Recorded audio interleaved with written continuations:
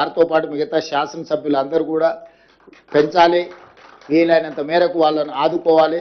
మేము అక్కడికి వెళ్ళిన తర్వాత వాళ్ళందరినీ కార్మిక సంఘాలను కార్మికులను కలిసేది ఉంటుందని వారు చెప్పడం, సూచన చేయడం, మేము అనుకున్న దానికంటే కూడా కొంచెం బోనసు పెంచే నిర్ణయం తీసుకొని వచ్చి ఈ పత్రికా సమావేశంలో ఈరోజు అనౌన్స్ చేసినాం. దసరా పండుగకి బోనస్ ఇస్తున్నాం. కోల్ ఇండియా నుంచి మన భాగస్వామ్యంతో వచ్చే వాటిని దీపావళికి మళ్ళొకసారి కార్మికులకు బోనస్ ప్రకటిస్తారు. వాటి వివరాలను కూడా కేంద్ర ప్రభుత్వంతో సంప్రదించి బట్టి విక్రమార్క గారు ఆ శాఖ దీన్ని పూర్తి స్థాయిలో పరిగణలోకి తీసుకొని కార్మికుల యొక్క సంక్షేమం కోసం, కార్మికుల యొక్క అభివృద్ధి కోసం, కార్మికుల యొక్క భవిష్యత్ ప్రణాళిక కోసం ఈ ప్రభుత్వం పనిచేస్తుందని తెలియజేయడానికి సంతోషం వ్యక్తం చేస్తున్నాను.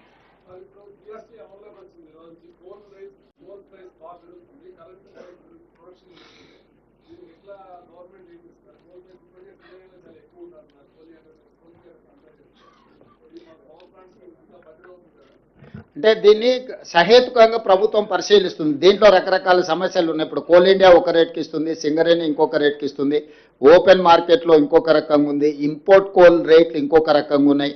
వీటన్నిటిని కూడా అంచనా వేసుకొని ప్రపంచంతో పోటీ పడే విధంగానే సింగరేణిని తీర్చిదిద్దుకోవాలి. ఇప్పుడేం రిజర్వ్డ్ మినరల్స్ లేవు, ఓపెన్ మార్కెట్ ఇది. ఓపెన్ మార్కెట్లో ఓపెన్గా మనం కాంపీట్ చేయాల్సిందే. ఈరోజు నువ్వు ధర ఎక్కువ చెప్తే పక్క షాప్కి పోయి కొనుక్కుంటారు. ఇప్పుడు మీరు రోజు దసరా పండుగ ఉంది, షాపింగ్కి పోతారు. షాపింగ్ పోయినప్పుడు ఈ షాప్లో 100 రూపాయలు ఉంటే సేమ్ వస్తువు పక్క షాప్లో 80 రూపాయలకి ఇస్తే మీరు ఏది ప్రాధాన్యత ఇస్తారు?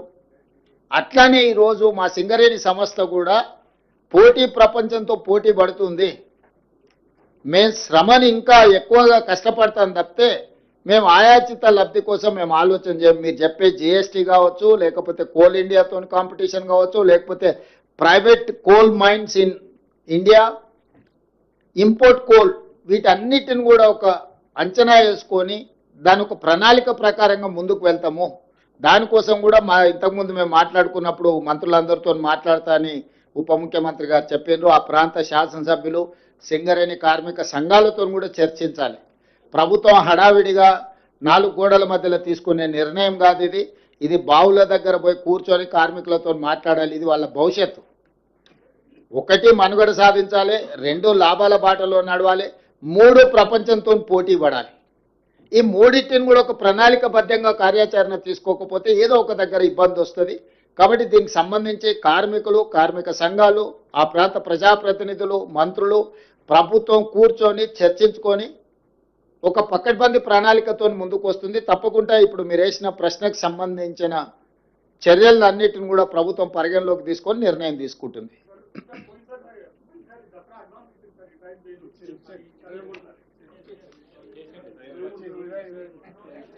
ఇచ్చారు రాహుల్ కొంచెం లేట్ ఉన్నట్టున్నాడు, రాత్రి అంతా వర్క్ చేసి. రాహుల్కి ఒకసారి చెప్పండి.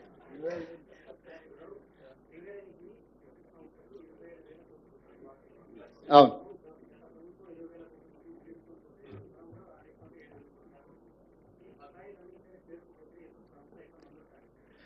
ఇది చాలా సున్నితమైన తీవ్రమైన సమస్య. దీన్ని పరిష్కరించడానికి ఆలోచన చేస్తున్నాం. తప్పకుండా దీనివల్ల విద్యుత్ సంస్థలు కూడా దెబ్బతినే పరిస్థితి వచ్చింది. ఒక పక్కన సింగరేణి సంస్థకు విద్యుత్ సంస్థ చెల్లించాల్సింది పెండింగ్ ఉంది. విద్యుత్ సంస్థలకు ప్రభుత్వం అందిస్తున్న క్రాస్ సబ్సిడీ కూడా కొంత పెండింగ్ ఉంది. ఇవన్నీ జిగ్జాగ్ అయిపోయినాయి. కోడి ముందా గుడ్డు ముందా అని అంటే చెప్పలేని పరిస్థితి ఎట్లుందో. ఈరోజు సింగరేణి సంస్థ, విద్యుత్ సంస్థలు ఈ 2 చాలా ఇబ్బందులను ఎదుర్కొంటున్నాయి. బకాయిలు పెరిగిపోతున్నాయి. ఈ రెండింటిని పరిష్కరించాల్సిన బాధ్యత ప్రభుత్వానిదే. క్రాస్ సబ్సిడీ కింద నిధులు కేటాయించాల్సిన బాధ్యత ప్రభుత్వానిదే. ఏమైనా 1 రూపాయి 1 పైసా పెంచుదామంటే కూడా మీరందరూ అట్లా కుదరదని మీరు బల్లగుద్ది వాదిస్తున్నారు. పెంచకుండా, ఆదాయం పెరగకుండా మనం దీనికి సంబంధించిన ఏ రకంగా బ్యాంకు లోన్లు కానీ, రేట్ ఆఫ్ ఇంట్రెస్ట్ కానీ వీటన్నిటిని తగ్గించుకోవడము లేదు. మనం మార్కెట్లో కలెక్షన్స్లో ఎక్కడైనా ల్యాప్సెస్ ఉన్నాయా, ట్రాన్స్మిషన్ లాసెస్ ఏమన్నా ఉన్నాయా, వీటన్నిటిని కూడా పరిగణలోకి తీసుకొని ఈరోజు ప్రభుత్వం ఒక ప్రణాళికతో రావాలని అనుకుంటున్నాం. తప్పకుండా సింగరేణి బకాయిలను దృష్టిలో పెట్టుకుంటాం. విద్యుత్ శాఖకు సంబంధించిన బకాయిలను కూడా దృష్టిలో పెట్టుకొని ప్రభుత్వం నిర్ణయం తీసుకుంటుంది.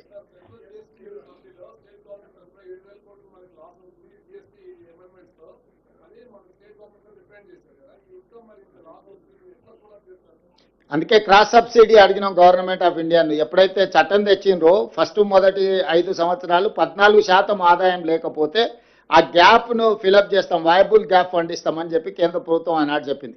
ఈ రోజు కూడా ఇప్పుడు వస్తున్న ఆదాయానికి ప్రభుత్వం తీసుకొచ్చిన నిర్ణయాల వల్ల సరళీకృత విధానాలు కానీ లేకపోతే ట్యాక్స్ స్లాబ్స్ మార్చడం వల్ల వచ్చిన సమస్యను ఆ గ్యాప్ను కూడా కేంద్ర ప్రభుత్వమే ఫిలప్ చేయాలి. ఎందుకంటే ఈ ఆదాయం ప్రకారం మేము మా లైఫ్ని ప్రణాళిక చేసుకున్నాం. మాకింత ఆదాయం వస్తుంది, ఈ ప్రకారం ప్రతి నెల ఇంత ఖర్చు పెట్టాలని మేము నిర్ణయం తీసుకుంటే కేంద్ర ప్రభుత్వం ఉన్న ఫలంగా ఒక కోణంలో ఒక నిర్ణయం తీసుకున్నారు. కాబట్టి ఈ గ్యాప్ను కొన్ని రాష్ట్రాలకు సరిగ్గా ఉండొచ్చు, కొన్ని రాష్ట్రాలకు తక్కువ ఉండొచ్చు. తక్కువ ఉండే రాష్ట్రాలకు అన్నిటికీ ఈ గ్యాప్ను ఫిలప్ చేయాల్సిన బాధ్యత కేంద్ర ప్రభుత్వానికి ఉంది. అందుకే ఆ జరిగిన జిఎస్టీ కౌన్సిల్ మీటింగ్లో ఉప ముఖ్యమంత్రి గారు స్పష్టంగా కేంద్ర ప్రభుత్వానికి నివేదిక అందించడం జరిగింది. ఎగ్జాక్ట్గా మాకు ఎంత రావాలనో నెక్స్ట్ 5 years అట్లీస్ట్. మొదట్లో చట్టం తెచ్చినప్పుడు 14% కంటే ఆదాయం తగ్గిన రాష్ట్రాలకు వైబుల్ గ్యాప్ ఫండ్ ఎట్లా ఇచ్చిండ్రో ఇప్పుడు ఒక కొత్త second phase of liberalisation or otherwise amendment of GST చట్టం తెచ్చిరో ఇప్పుడు కూడా విజిఎఫ్ అనేది నెక్స్ట్ 5 సంవత్సరాలకు కేంద్ర ప్రభుత్వం అమలు చేయాలి. ఎవ్రీ ఇయర్ ఎట్లయితే పెరుగుతుందో ఆ గ్యాప్ను వాళ్ళు ఫిలప్ చేయాలి, వాళ్ళ బాధ్యత. మేము ప్రకటించేస్తాం, మేము నిర్ణయాలు తీసుకుంటాం, మీరు మీ చావు మీరు చావండి అని మోడీ గారు అనుకున్నా ఇంకెవరు అనుకున్నా అది మంచిది కాదు. ఈ రాష్ట్రానికి నష్టం వస్తుంది. నేను కిషన్ రెడ్డి గారికి విజ్ఞప్తి చేస్తున్నా, తక్షణమే ఈ రాష్ట్రానికి ఎంత నష్టం వస్తుందో మీరు ఉప ముఖ్యమంత్రి గారు మీకు ఒక లేఖ రాస్తారు, దాన్ని తీసుకొని మోడీ గారి దగ్గర కేంద్ర ప్రభుత్వంతో మాట్లాడి రాష్ట్రానికి జరిగే నష్టాన్ని కేంద్ర ప్రభుత్వం పూడ్చాలి అని చెప్పి ఈ ప్రభుత్వం డిమాండ్ చేస్తుంది.